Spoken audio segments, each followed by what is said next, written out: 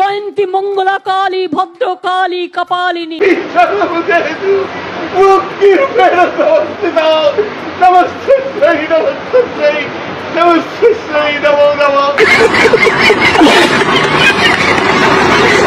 আমাদের পশ্চিমবঙ্গের মুখ্যমন্ত্রী তিনি হচ্ছেন অনেক জ্ঞানী, তার জ্ঞান নিয়েও আমাদের মনে অনেক সংশয় রয়েছে। এবার তিনি যে কোন বিষয়ের উপরে তিনি পিএইচডি করেছেন, তিনি কোন বিষয়ের উপরে এলএলবি করেছেন, সেটা নিয়েও আমাদের মনে সংশয় আছে। তো পিসিমার বিভিন্ন রকমের কলাকুশলী আছে, তো আজকে আমরা সেই কলাকুশলী নিয়ে আলোচনা করব। তো চলো আর বেশি না বকে ভাট আজকের ভিডিওটা শুরু করা যাক। তো হে বাঙালি, হ্যালো বাঙালি, নমস্কার বাঙালি, কেমন আছো তোমরা সবাই? আশা করি অনেক অনেক ভালো আছো। তো আজকের একটা নতুন ভিডিওতে তোমাদের সবাইকে অনেক অনেক স্বাগত। আরে হ্যাঁ ভাই হ্যাঁ। দুর্গা শিবা ক্ষমা ধাত্রী সাহা সাধা নমস্তুতে মধুকৈটব বিদ্রাভ্যি বিধাত্রী বড়দে নমঃ। আজ যে পশ্চিমবঙ্গের এত পরিমাণ দুরবস্থা, আজ যে পশ্চিমবঙ্গে এত এত মানুষ মারা যাচ্ছে ইলেকট্রিক শককে, পশ্চিমবঙ্গে যে জমা জল আর সরতে চাইছে না, এর পেছনে কিন্তু মুখ্যমন্ত্রী প্রত্যক্ষ এবং পরোক্ষভাবে দায়ী। তার কারণ হচ্ছে তিনি যে পরিমাণে ঢপবাজি আর চিটিংবাজি করেন আর ভুলভাল মন্ত্র পড়েন, তা দেখে পশ্চিমবঙ্গের যারা ভগবানরা আছেন, যারা আমাদের দেবদেবী আছেন, তারা অনেকটাই রুষ্ট হয়েছেন পিসিমার উপরে। কয়লা গরু বালি ছেড়ে দিয়ে আমাদের মুখ্যমন্ত্রী তিনি যে প্রকৃতির কত বড় সর্বনাশ করছেন, সেটাও তার জন্য দেবী অনেক রুষ্ট হয়ে আছেন। তাই আজ পশ্চিমবঙ্গের এই অবস্থা। আরে কেনা কে চাতে হো? আমার সাথে হিন্দু কার্ড খেলতে যাবেন না। তোমার সাথে হিন্দু কার্ড খেলার কারোর ইচ্ছে নেই, আর কোনোদিন হবেও না। তোমার সাথে মুসলিমরা, মৌলানারা, তারা মুসলিম কার্ড খেলতে যাবে। হিন্দুদের খেদে কোনো কাজ নেই যে তোমার মতো বোরখা পরা কোনো মহিলা সে বোরখা পরে প্যান্ডেল উদ্বোধনে যাচ্ছে, তার সাথে হিন্দু ধর্ম নিয়ে খেলতে যাবে। আর হিন্দু ধর্মটা নিয়ে খেলার জিনিস নয়, এটা তোমায় বুঝতে হবে। এটা একটা মানুষের ইমোশন। আমাদের দেবদেবী কোনো খেলনার জিনিস নয়। বা আমাদের যে বাবা মহাদেব আছেন, যার উপরে আপনি মালা ছুঁড়ে ফেলে দিয়েছিলেন, তিনি আমাদের খেলনা নন, তিনি আমাদের দেবাদিদেব, তিনি আমাদের পরম পিতা। তাকে নিয়ে তুমি খেলেছো, তোমার সাথে কেউ খেলবে না। তোমার সাথে ঠিক উপরওয়ালা খেলে যাবে, আর এমন ভাবে খেলবে যে তুমি মহাশূন্যে ভেসে থাকবে, তোমার দেহ আর কোনোদিন নিচে আসবে না। আমার সাথে হিন্দু কার্ড খেলতে গেলে আগে বলুন আপনি নিজে ভালো হিন্দু কিনা। হিন্দু ধর্মের আদর্শ মানুষকে ভালোবাসা। আচ্ছা, হিন্দু ধর্মের আদর্শ যদি মানুষকে ভালোবাসা হয়, তাহলে মুসলিম জাতিটাকে তুমি ভোট ব্যাংকের জন্য কেন ব্যবহার করছো? মুসলিম ঘরের ছেলে মেয়েকে কেন তুমি স্কুলে যেতে দিচ্ছ না? তাদের জন্য কেন 600 মাদ্রাসা বানিয়ে রেখেছো? তারা যদি পড়ে ডাক্তার ইঞ্জিনিয়ার হয়ে যায়, তাহলে তো আর তোমায় ভোট দেবে না। সেই জন্য তুমি মুসলিমদেরকে কখনো কোনোদিন শিক্ষায় শিক্ষিত হতে দিতে চাও না। তাদেরকে সেই সারা জীবন রাজমিস্ত্রির কাজ করিয়ে তাদের সারা জীবন তাদের পেট চালাতে চাও। এবং তোমার যে 2-4 টাকা দান করছো তাদেরকে, তাদের মৌলানাদের দান করছো, 2-4 টাকা কুকুরের মতো যে রেশনের চাল দিচ্ছ, সেগুলো খেয়ে যেন তারা খেয়ে পরে বেঁচে থাকে। তুমি এটাই চাও। কারণ তোমার কোনোদিন তোমার মুখে শুনিনি যে এই মুসলিম ছেলেটা আজকে দেশের একটা কোনো কাজে লেগেছে, বা একটা মুসলিম ছেলে আমাদের পশ্চিমবঙ্গে কোনো একটা সরকারের বড় পদে অধিষ্ঠিত হয়েছে। না, তুমি সেগুলো চাইবে না। মাদারের বাচ্চা। হিন্দু ধর্ম বিবেকানন্দ শিখিয়েছে লক্ষ্মী মা, সরস্বতী মা, সন্তোষী মাতা, কত মা, শিব থেকে শুরু করে কত পিতৃদেবতা। আমরা জানি হিন্দু ধর্মে অনেক মা আছেন, সেই মা দেশকে রক্ষা করেন। আর তৃণমূল ধর্মে একটা মা আছে, যে মা আমাদের পুরো পশ্চিমবঙ্গটার 12টা বাজিয়ে ছেড়েছে। এই পশ্চিমবঙ্গকে ভাতার মধ্যে পুরো ঢুকিয়ে দিয়ে পশ্চিমবঙ্গের মানুষকে বিনা শিক্ষায় তাদেরকে ব্যবহার করে, তাদেরকে ভোটের সময় কাজে লাগিয়ে মোটামুটি ভোট চুরি করে, র্যাগিং করে, যা করে হোক, মোটামুটি আমাদের পশ্চিমবঙ্গের মুখ্যমন্ত্রী কোনো রকমে তিনি ক্ষমতায় টিকে আছেন। তো আমাদের পশ্চিমবঙ্গে একটাই মাতা, মমতা মাতা, এবং সেই মাতা কো কুছ নেই আতা, খালি চোরি করনা আতা হ্যায়। তেমনি সংখ্যালঘুদের কাছেও তাদের তাদের সমস্ত তাদের আমরা জানি তাদের গু আছে এবং তারা হাগেও, এবং তারা যে হাগে সেগুলো নিয়ে মুখ্যমন্ত্রীর অনেক স্বপ্ন আছে। সেই গুগুলোকে নিয়ে তারা যে হেগে রেখে গেছে, মুখ্যমন্ত্রী সেই গু ইন্ডাস্ট্রি প্রাইভেট লিমিটেড করবে, যার নাম ব্যানার্জি এন্টারপ্রাইজ, থেকে সেটাকে ডিস্ট্রিবিউশন করা হবে আমাদের পশ্চিমবঙ্গের বাইরের দেশগুলোতে। এবার একটা জিনিস হচ্ছে, আমাদের ভারতবর্ষ তো এটা মুখ্যমন্ত্রী, এর মতো এতটা নির্লজ্জ বেহায়া মানুষ আমি আর পৃথিবীতে দুটো দেখিনি। তিনি কথা বলতে গেলে 4 বার হোঁচট খান। তিনি আবার হিন্দু ধর্ম নিয়ে বলতে গেছেন, তিনি আবার মুসলিম ধর্ম নিয়ে বলতে যাবেন, তিনি এই ধর্ম নিয়ে বলতে যাবেন। আরে ধর্মের রাজনীতি আর কতদিন করবে? মানুষের কথা একটু ভাবো।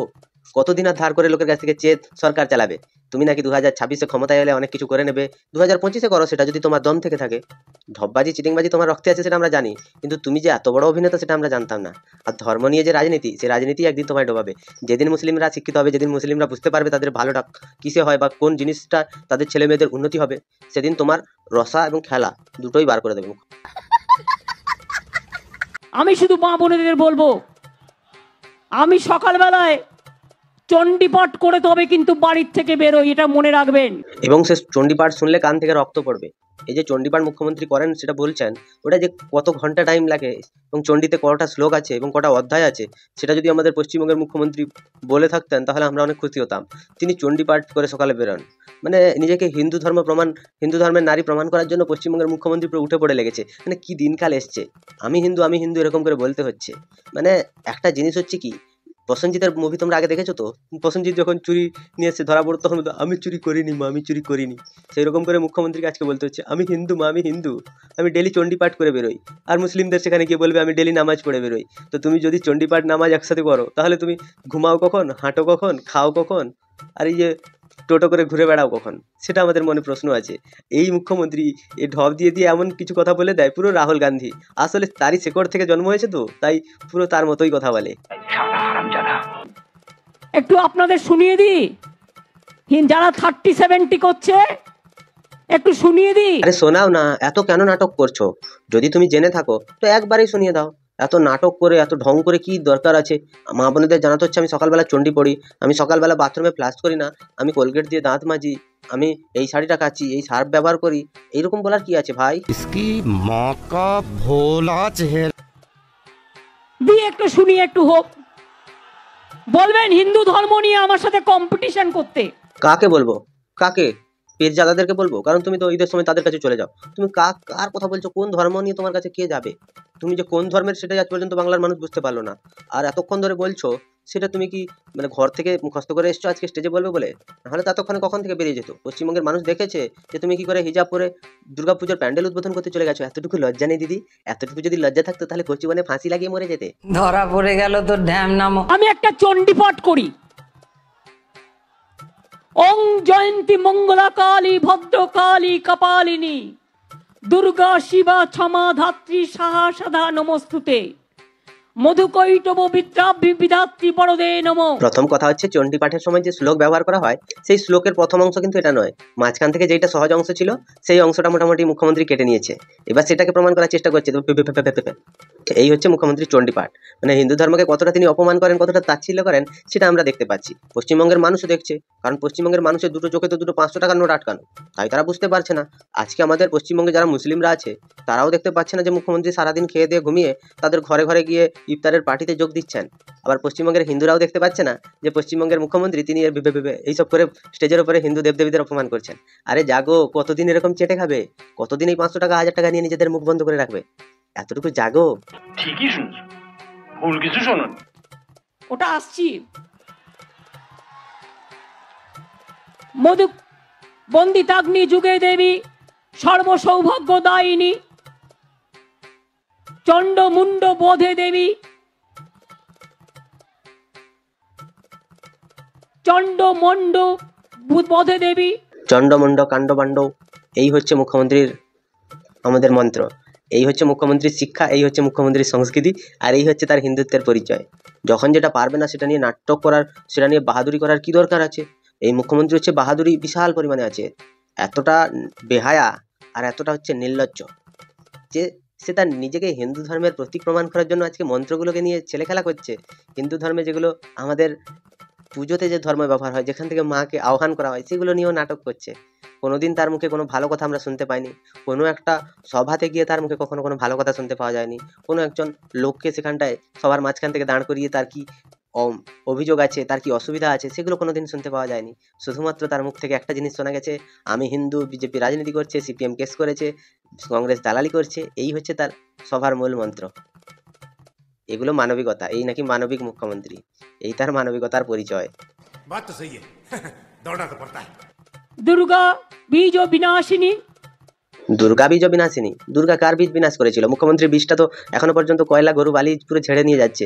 তারপরে সারদা সেখান থেকে টাকা লুটেছে, এবং পশ্চিমবঙ্গের প্রত্যেকটা যত প্রকল্প আছে মমতা বীজ সে টাকাটা পুরো লুটে নিচ্ছে। এবং সেই বীজ আবার 2011 সালের পরে এসে মোটামুটি তৃণমূলের সেকেন্ড ইন কমান্ড হয়ে গেছে। মানে পশ্চিমবঙ্গে নেতার এত অভাব যে শুধুমাত্র একটাই লোক হাজার কটা পদ সামলাচ্ছে। তাহলে তৃণমূলে আর যেগুলো আছে সেগুলো হচ্ছে মহিলা প্রকৃতির লোক, তাদেরকে মোটামুটি ভোটে না দাঁড় করিয়ে আপনারা শাড়ি চুড়ি পরিয়ে রাস্তায় ঠোঙ্কা নাচার ব্যবস্থাটা একটু করে দিন, তাহলে একটু ভালো হতো আর কি। সর্বস্বার্থী রিকে দেবী জগধাত্রী নমস্তুতে, নতেভ্য সর্বতা ভক্তান, প্রণতে চণ্ডিকায় নম, ইয়া দেবী সর্বভূতেষু মাতৃরূপেণ সংস্থিতা। ইনার যে ছিরি, ইনার যে চণ্ডীপাঠ, সেগুলো দেখলে ঠাকুর নিজেই ভাববে যে পশ্চিমবঙ্গে আর কখনো আসবো না। এই ফ্যাশনদার মুখ্যমন্ত্রী, এই মিথ্যাবাদী চিটিংবাজ হারামি মুখ্যমন্ত্রী, তিনি হিন্দু ধর্মটাকে কি করে ছোট করতে হয় সেটা তিনি পুরো ভালোভাবেই রপ্ত করতে পেরেছেন। এখনো পর্যন্ত বলছি, জাগো বাঙালি জাগো, মমতার পেছনে মেরে মমতাকে ভাগাও, কারণ একে রাখলে দেখবে তোমাদের সব ধ্বংস হয়ে যাবে, কিচ্ছু থাকবে না, শুধুমাত্র ল্যাংচা দুটো থাকবে, ওই ল্যাংচা ধরে বসে থাকবে। নমস্তস্যৈ নমস্তস্যৈ নমস্তস্যৈ নমো নমো। এবার তুমি থামো, এবার তুমি থামো, এবার তুমি থামো, কারণ তোমার মুখ থেকে এমন চণ্ডীপাঠ শুনেছি আমার কান এখনো ভো ভো করছে বিনা মশাতে। তোমার যে গলা, তোমার যে চণ্ডীপাঠ, বা তোমার যে এত শুদ্ধ চণ্ডীপাঠ, সেটা শুনে আমার কান থেকে রক্ত পড়ছে। আর না, এই চণ্ডীপাঠ তুমি অভিষেককে শোনাও, এই চণ্ডীপাঠ তুমি দেবাংশুকে শোনাও, এই চণ্ডীপাঠ তুমি কুণালকে শোনাও, কারণ তারা সবসময় মা মা করতে থাকে।